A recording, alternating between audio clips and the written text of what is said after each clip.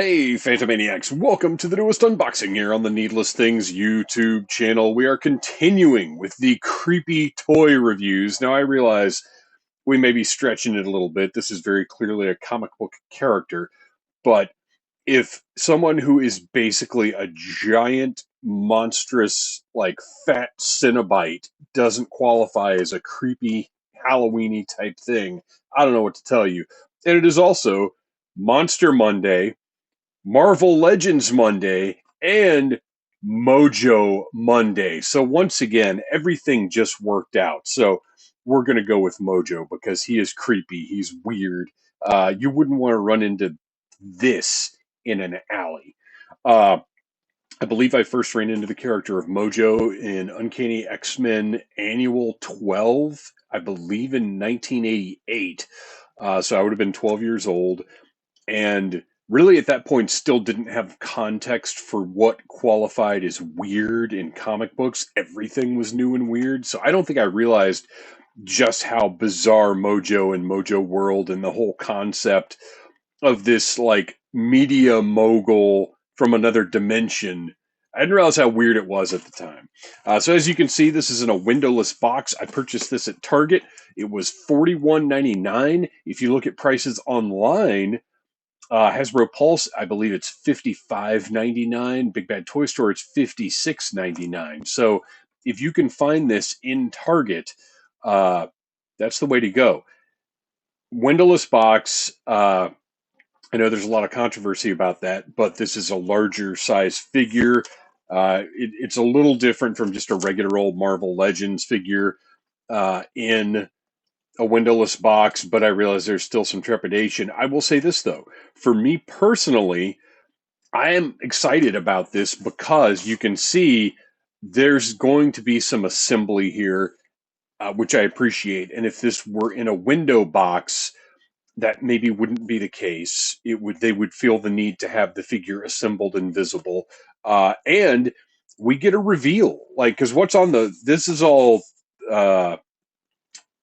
The words have failed me.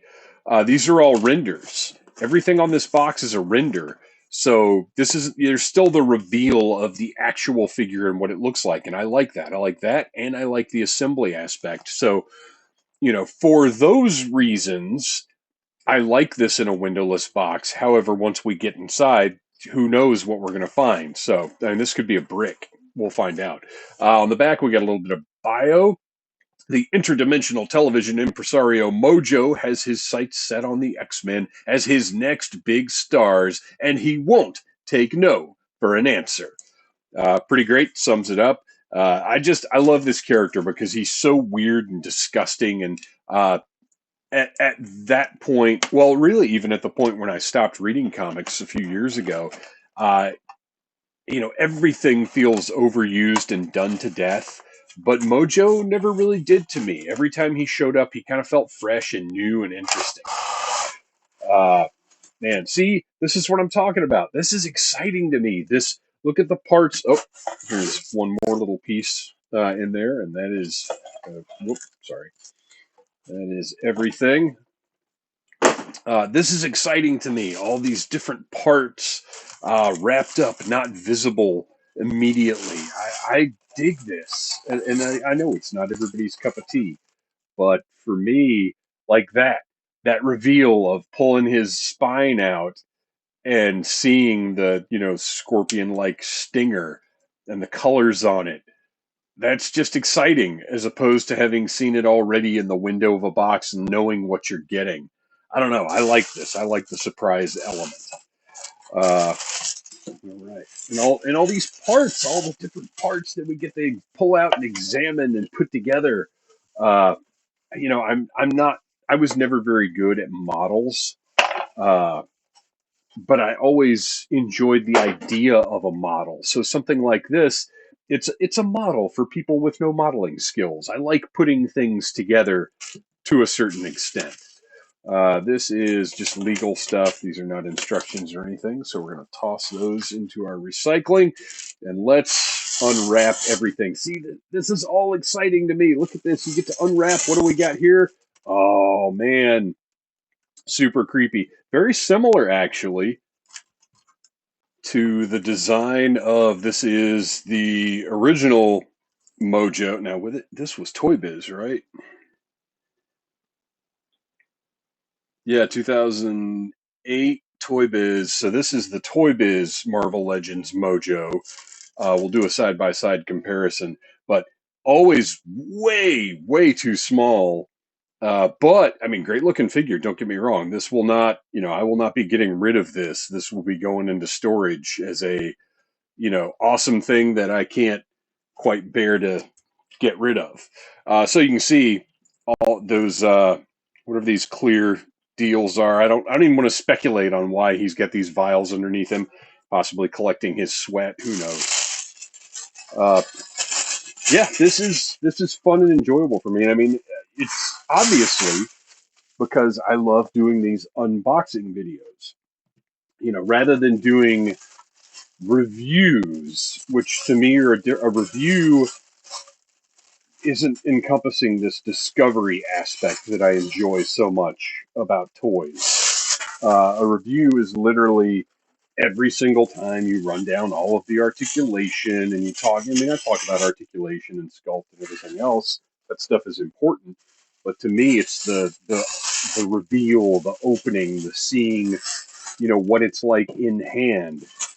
And when you've got that windowless box, that part of it's more exciting. It's like a little piece of Christmas morning.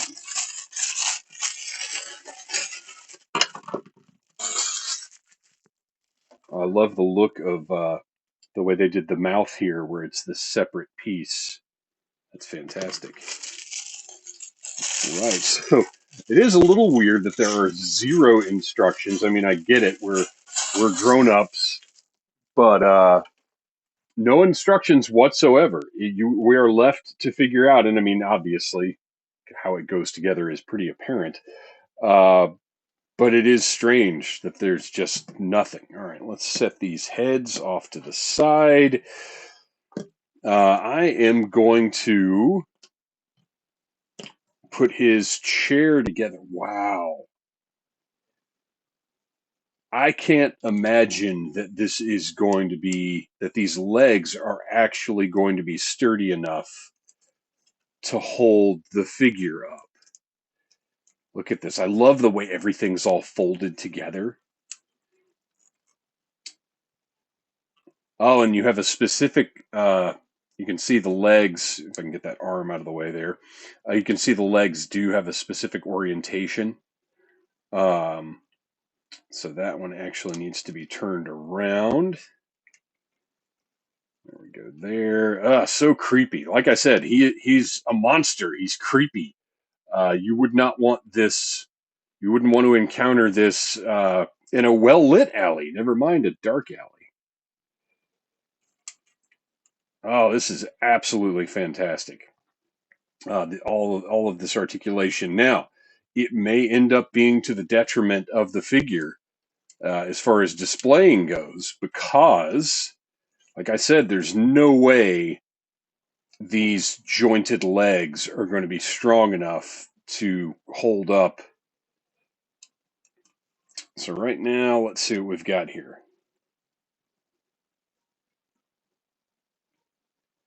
So I mean, they're going to have to be supported on these, which is the same way the Toy Biz version worked. No articulation on his little hands here, but this one is small enough that you could get, a figure's arm in there for him to throw around or whatever.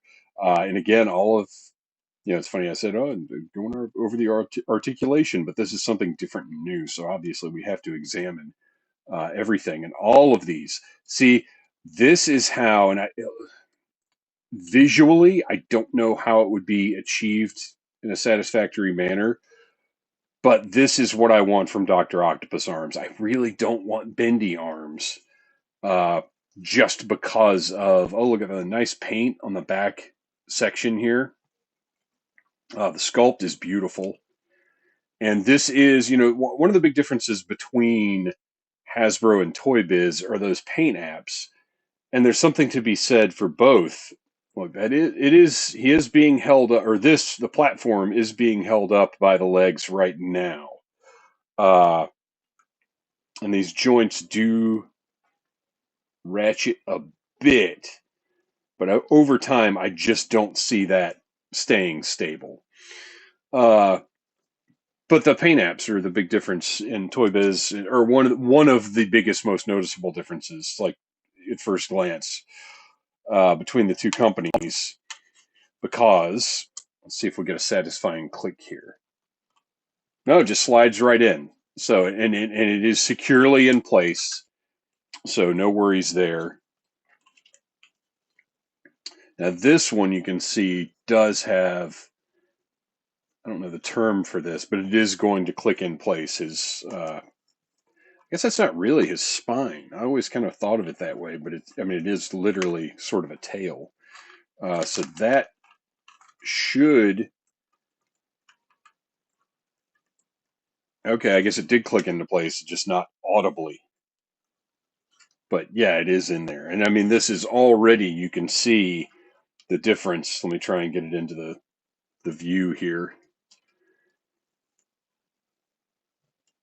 Much, much larger than the Toy Biz version. With tons more articulation as well. Okay. So now we have, oh, gross. This is actually squishy. It's not just, oh, that is oddly disgusting and not completely expected. I just assumed it was going to be a harder plastic, but it's that's wonderful. Oh man, that's great. Okay, so let's get his big fat body attached here, and you can see where this is fantastic. All of these little teeth that go around the edge will correspond to, they've sculpted where they press into his disgusting, purulent flesh. So let's make sure all of that lines up correctly. And there we go. And that snaps into place. Oh, now see, and that's on me. That one went. So fortunately, this pops right back off. You do want to make sure these all line up because this one went between the seam right there. So you do, when you're putting this on, want to keep an eye on everything and make sure they all go outside of that soft, pliable flesh, which they do. So now you've got that big, disgusting belly in place. And now his chest and arms. Well, let's go ahead and take a look at what we've got here. So the chest with these little sort of implant type deals here. We'll get the tubes plugged in a little bit, and this would actually be his spine back here, because he is of course a spineless one. I guess that's his species. Got double jointed elbows. Got the bicep swivel. That is a little bigger gap there than I like, but it is what it is. Got a peg there for the head.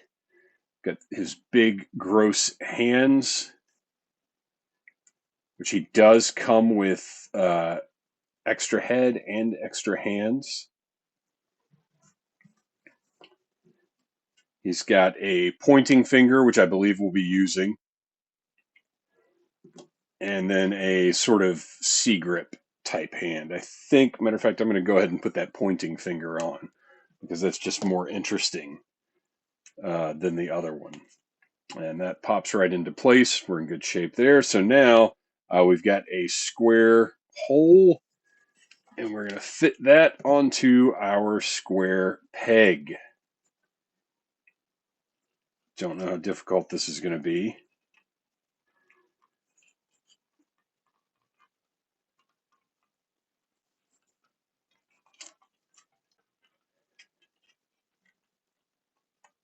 It doesn't seem to want to snap into place you can see there's a ridge right here where it does fit a specific way. Let's get that out of the way. Make that a little easier. So move that forward, get it lined up. And what I might end up doing, I'm not going to bore you guys with it right now, I might heat up that hole in there just to make sure it gets past that ridge and gets securely affixed. But there you go. Looks really nice.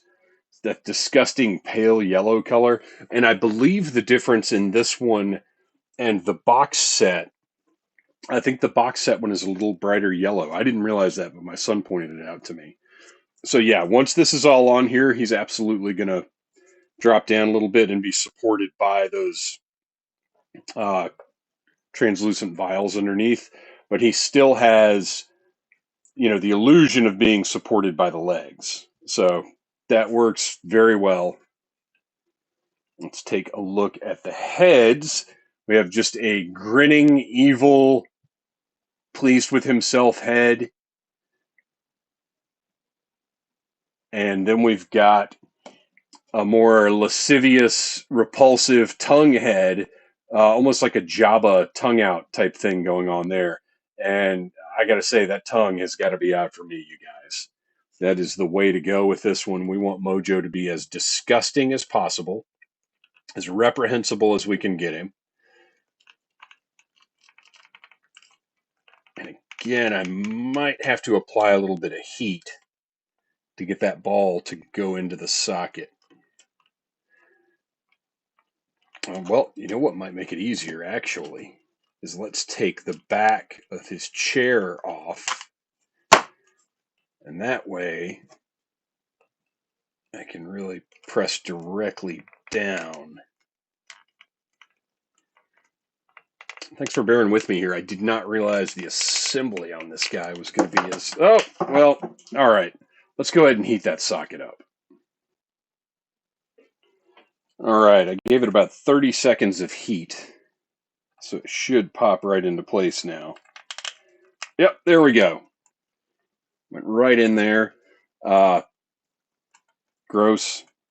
And once you get it in, there's not a ton of movement with that head because of all of his chins and fat thickness and everything. The body has a pretty reasonable amount of movement, though. Not too bad. All right, so let's get his chair back together. Push that right into place. We're going to get that big tail back on top, which actually might be a little more difficult now that his body's in the way because I don't have the same leverage. And there we go, looking good. This is fantastic. And then, of course, these tubes here, which it seems to me, when you look at the tube, you can see one of the attachments is angled and a little bit longer, and the other one's a little bit shorter. I do believe you're going to want the angled attachment in the chair, I think. And then the shorter attachment in his shoulders. Seems to make sense to me. And again, after we're done here, I'll probably heat these up for just a second just to get an extra tight, snug fit. But they're going in pretty nicely. There we go. So you can see nice connection points there. They're in there pretty well. I'm not going to, pick him up by him or anything. Like I said, I'll probably still heat him up a little bit. So there you go. There is Mojo in all of his disgusting, vile glory. And let's once again do a little side-by-side here. You can see the size difference. We've got our new Mojo is 9 inches tall, by about 9 inches wide, his biggest point. Our old Mojo is about 8 inches tall by about 6 inches wide at his widest point. So, this is a large, very well done modern figure. The older Mojo, still fantastic. I mean, you can see the paint is very different. The sculpt is actually a little bit more detailed, and he's just this. Our Toy Biz guy is fantastic. He's disgusting. He's gross. Proportionally, I do actually prefer the new one a little bit more. But this is still an amazing toy, well worth staying in your collection. But as far as being displayed with your Hasbro Marvel Legends, this guy, I got to say, this new Mojo is the winner. Oh, and just for a little size reference, here's the dumb Havoc figure that I can't stand and can't wait to replace very, very soon here. Just so you can tell size wise what you're looking at. So there you go. This was another Monster Monday.